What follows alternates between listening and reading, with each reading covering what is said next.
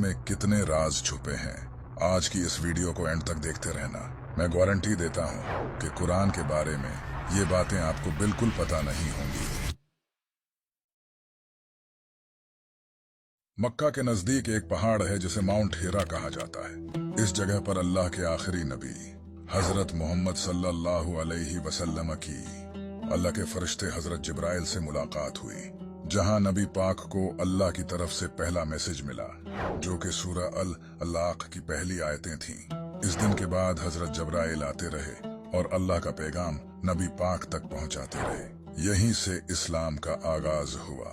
नबी पाक ने अल्लाह का पैगाम लोगों तक पहुंचाया और लोग मुसलमान होते गए। जैसे ही कोई पैगाम अल्लाह की तरफ से आता तो नबी पाक इसे अपने सहाबा को बताते। नबी पाक के सहाबी जैसे ही उस पैगाम को सुनते तो उसे फौरन याद कर लेते थे, या फिर खजूरों के पत्तों और पत्थरों पर लिख लिया करते थे। ये सिलसिला 23 सालों तक चला। आखिर 63 साल की उम्र में नबी पाक की डेथ हो गई। नबी पाक के इस दुनिया से जाने के बाद हजरत अबू बकर, जो कि नबी पाक के साथी और सुसर थे, इस्लाम के पहले खलीफा बने, यानी कि उन्हें नबी पाक का सक्सेसर चुना गया। नबी पाक के दौर में कुरान किताब की शक्ल में नहीं आया था। उस वक्त कुरान लोगों के दिलों में था और पत्थरों, हड्डियों और पत्तों पर कुरान की आयतें लिखी होती थी। जब हजरत अबू बकर का दौर आया तो उस वक्त यमामा की जंग हुई। ये जंग हजरत अबू बकर और मुसलमा, जो कि झूठा था और खुद को नबी कहता था, इनके दरमियान हुई। जब ये जंग हुई तो इस जंग में 17 ऐसे मुसलमान मारे गए जिनको कुरान याद था, जिनमें से एक सहाबी सालिम मौला अबू हुजीफा थे, जिन पर नबी पाक कुरान को लेकर बहुत ट्रस्ट करते थे।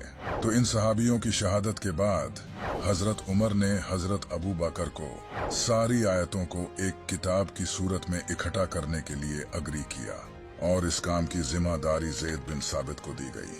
फिर जब हजरत उस्मान खलीफा बने तो उन्होंने कुरान के कॉन्सोनेंटल स्केलेटन को कंपाइल किया ताकि लोग कुरान को सही से पढ़ सकें।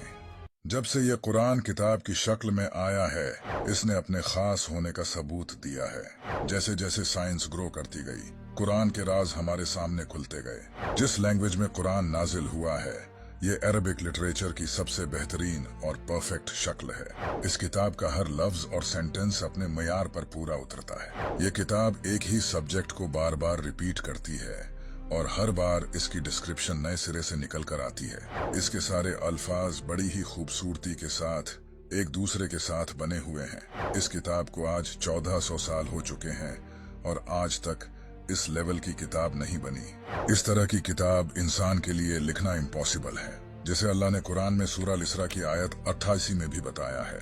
तुम फरमाओ, अगर आदमी और जिन सब इस बात पर मुत्तफक हो जाएं कि इस कुरान की मानंद ले आएं तो इसका मिसल न ला सकेंगे, अगरचे इनमें एक दूसरे का मददगार हो। हमारे नबी पाक अनपढ़ थे तो उनके लिए उस वक्त ऐसी किताब लिखना तो इम्पॉसिबल था, जबकि उस वक्त तो कोई एडवांस टेक्नोलॉजी भी नहीं थी। नबी पाक ने भी